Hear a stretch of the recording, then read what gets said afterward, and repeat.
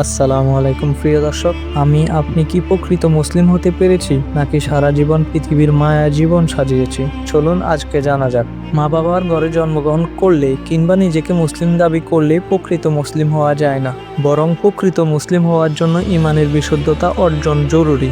নিম গাছ লাগিয়ে আম ফলের আশা করা যেমন বোকামি, তেমনি ইমানে বেজাল ঢুকিয়ে নিজেকে প্রকৃত ইমানদার ভাবাও বোকামি। মহান আল্লাহ তাআলা ইমানদারদের প্রকৃত মুসলমান হওয়ার নির্দেশ দিয়ে বলেন, হে বিশ্বাসীরা, তোমরা পরিপূর্ণভাবে ইসলামে প্রবেশ করো এবং শয়তানের পথ অনুসরণ করো না, নিশ্চয়ই সে তোমাদের প্রকাশ্য শত্রু। অন্য আয়াতে মহান আল্লাহ তাআলা ইরশাদ করেন, হে মুমিনরা, তোমরা পরিপূর্ণরূপে বিশ্বাস স্থাপন করো আল্লাহর উপর, তার রাসূলের উপর এবং ওই কিতাবের উপর।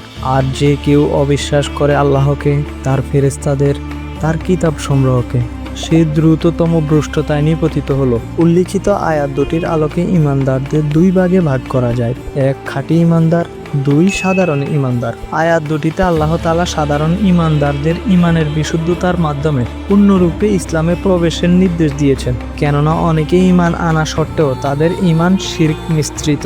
মহান আল্লাহ বলেন, তাদের বেশিরভাগ আল্লাহকে বিশ্বাস করে অথচ সে সঙ্গে শিরক করে। উল্লিখিত আলোচনা থেকে জানা যায়, মুসলমান নাম ধারণ করলেই খাঁটি মুসলমান হওয়া যায় না। খাঁটি মুসলমান হওয়ার জন্য ইমানের বিশুদ্ধতা জরুরি। এজন্য মুসলমানদের ৭২ দল জাহান্নামে, শুধুমাত্র একটি দল জান্নাতে।